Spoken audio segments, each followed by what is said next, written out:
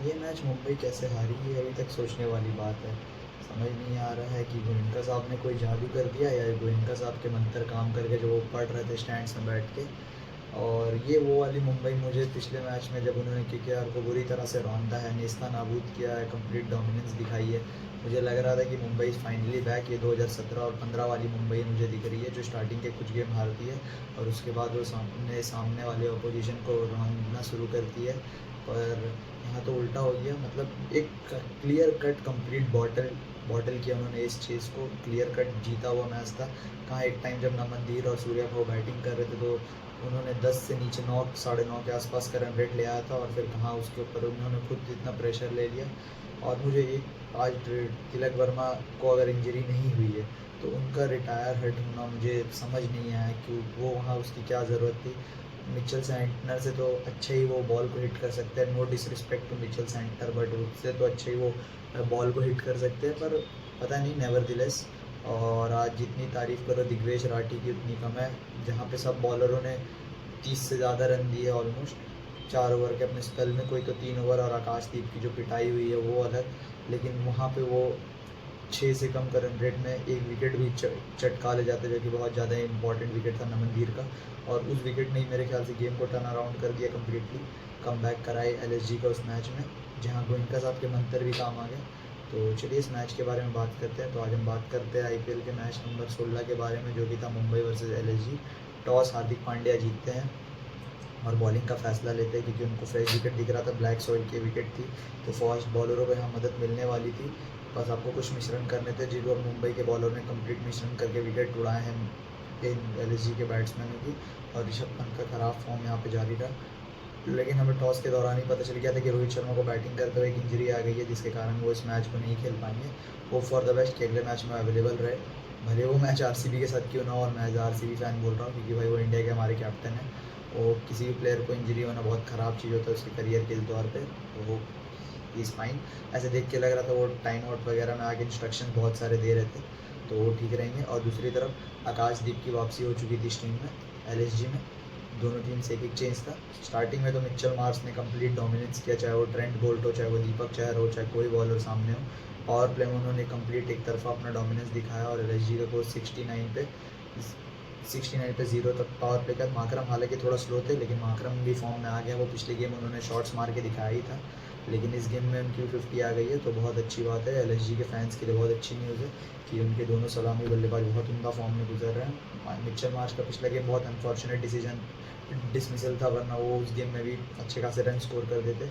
और 4 गेम में 350 मार दिया उन्होंने ऑलरेडी, तो वो कंप्लीट फॉर्म में थे। लेकिन उसके बाद फिर एक बॉल में मिस टाइम कर जाते वो विघ्नेश कौर, उनके ही हाथ में एक कैच थमा बैठते हैं।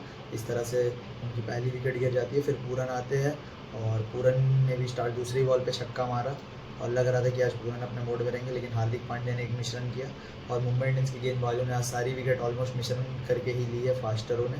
और जितने भी पेस बॉलर थे उनके उन्होंने सब मिश्रण किया है, चाहे वो बोल्ट हो चाहे वो पांड्या हो। पांड्या ने तो आज पंजा भी खोल दिया अपना, बहुत अच्छी बॉलिंग। लेकिन ये वही होता है ना कि एक मैच में आप हीरो से विलन कैसे बन सकते हो, वो ये मैच इतिहास में याद रखा जाएगा हार्दिक पांड्या का। जिस मैच में पहली हाफ में उन्होंने इतनी तगड़ी performance the, player of the match होने चाहिए थे वो, पर वो दिग्वेश राठी हो गए क्योंकि उनकी स्पेल भी बहुत ज़्यादा अमेजिंग थी। मैं उनसे कोई क्रेडिट नहीं छीनना चाहूँगा। जहाँ सब बॉलर ने मार खाई है, वो एक मिस्ट्री स्पिनर बन के आए और जिसने लखनऊ की नैया पार लगाई है, तो बहुत अच्छी बात। उसके बाद फिर ऋषभ पंत आते हैं और उनका ख़राब फॉर्म अभी भी जारी है, तो वो भी कुछ खास नहीं कर पाते और वो भी हार्दिक पांड्या का शिकार बन जाते हैं। आयुष बडोनी आते हैं और आयुष बडोनी और फिर उसके बाद माकरम के बीच में अच्छी पार्टनरशिप होती है और तब माकरम भी अपने 50 तक पहुंचते हैं। लेकिन फिर उसमें होना क्या था, अश्विनी के शिकार बन जाते हैं आयुष बडोनी भी। वो थोड़ा लैप हट के लैप शॉट खेलना चाहते हैं, पर वो कीपर को रायल रिकल्टन ने एक अच्छा कैच पकड़ा और उसके बाद फिर माकरम भी हार्दिक पांड्या का शिकार हो जाते हैं। कुछ खास उसमें बताने लायक था नहीं। और अब्दुल समद, जिनको पिछले गेम जिन्होंने बहुत अच्छा कैमियो खेला था, आज उतना कुछ खास वो भी नहीं कर पाते, वो ट्रेंट बोल्ट के शिकार हो जाते हैं। और फिर आखिरी ओवर में मिलर, टीम का हालांकि स्कोर जब मिलर ने तेज़ अपना रन गति बढ़ाई तो उसके बाद वो टीम का स्कोर 200 तक पहुंचा देते हैं, लेकिन फिर वो भी हार्दिक पांड्या के शिकार बन जाते हैं। अगली बॉल पे आकाशदीप भी हार्दिक पांड्या के शिकार हो जाते हैं और लग रहा था कि एक टाइम पे कि 200 बन गया है, ये रन डिफेंडेबल है और सबको लग रहा था कि ये डिफेंड कर सकते हैं अगर लखनऊ अपनी अच्छी बॉलिंग करे, क्योंकि लखनऊ के गेंदबाजों ने कहीं ना कहीं स्टार्टिंग में की। लॉर्ड शार्दुल ने और आकाशदीप ने अपने पहली ओवर में कमबैक उनका था, आकाशदीप का आज इंजरी से वापस आया हो, उन्होंने अपनी पहली ओवर में ही विल जैक्स की विकेट गिरा ली सेकंड इनिंग में, बहुत अच्छी गेंद थी और रवि बिश्नोई का बहुत अच्छा कैच। अब उसके तीसरे ओवर में ही रायल रिकंटन का भी विकेट गिर जाता है, एकदम कट कॉपी पेस्ट था एक तरह से। वो जो शॉट विल जैक्स खेलने के वो लेफ्ट हैंडेड, रायल रिकंटन भी उसी टाइप का शॉट खेलने का और रवि बिश्नोई किस्मत से वहाँ पे फील्डर थे, एकदम कट कॉपी पेस्ट हो गया था। लेकिन फिर वो आकाशदीप का ओवर आता है एक, और जिसमें मुंबई को इस मैच में कम करा है। जी हाँ,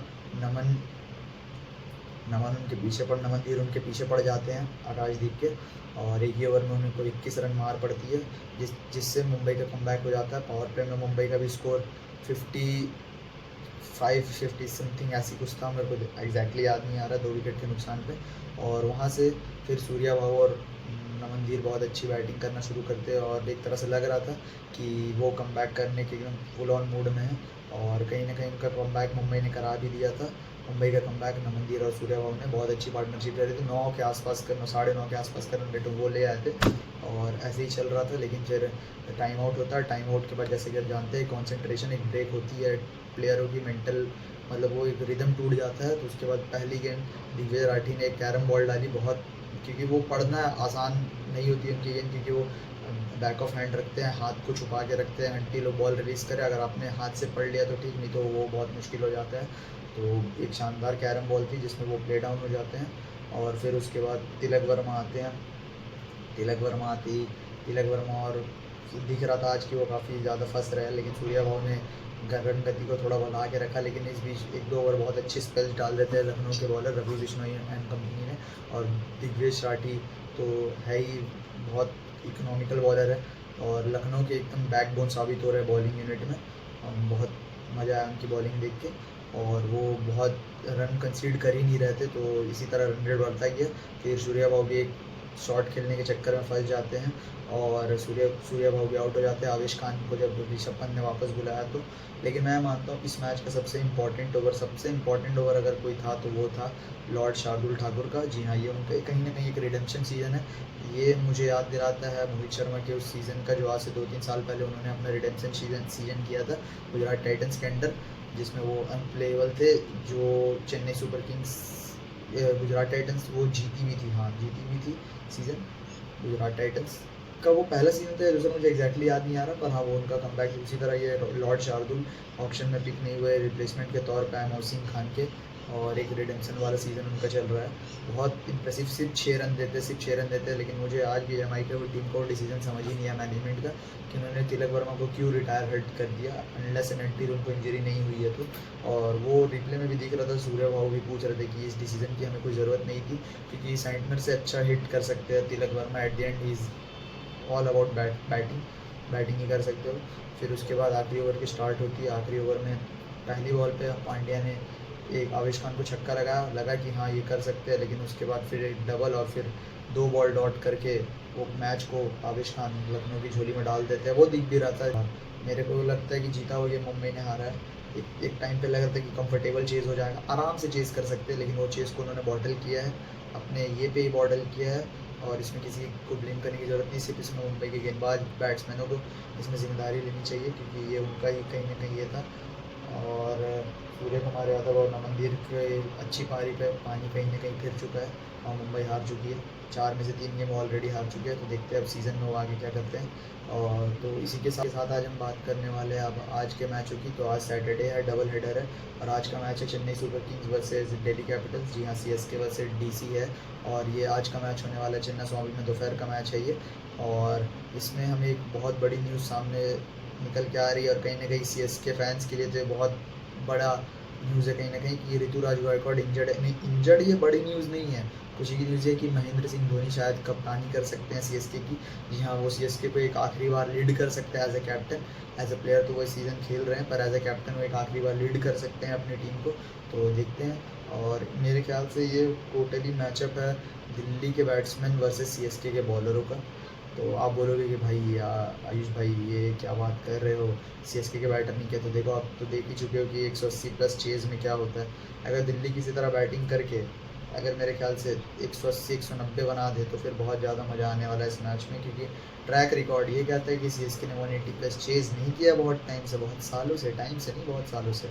और आज का दूसरा मैच है Punjab Kings versus Rajasthan Royals का, और ये मैच होने वाला है पंजाब में, पंजाब के होम ग्राउंड में। और ये मैच का मैंने देखा है, तो ये बैटिंग फ्रेंडली मैच है और दोनों टीम के बैट्समैनों का अलग ही हिसाब किताब चल रहा है। पंजाब के बैट्समैन एक अलग ही लेवल के फॉर्म में, चाहे captain leading from the front Shreyas Iyer हो, या फिर उनके ओपनर हो प्रियांश आर्या हो, या फिर प्रभसिमरन हो। और अभी तक तो मिडिल और लोअर ऑर्डर उतना टेस्ट ही नहीं हुआ अभी तक, तो देखते हैं। और दूसरी तरफ बात करें राजस्थान के बैट्समैनों की, तो आपने कहानी खुद देखी ली सीज़न क्या है। तो देखते हैं, कल डबल हेडर है, कल डबल ब्लास्ट मिलने वाला है, मज़ा आएगा। तो लेट्स सी क्या होता है। तो आपको यहाँ तक आपने वीडियो देखा होगा तो प्लीज़ हमारे चैनल को सब्सक्राइब करें, वीडियो पर लाइक करें, चैनल पे बने रहें। और हम आपसे कल मिलते हैं, कल इसी तरह मैच के इन दोनों मैचों का हम दोनों मैचों पे बात करते हैं। तब तक के लिए टिल देन पीस आउट।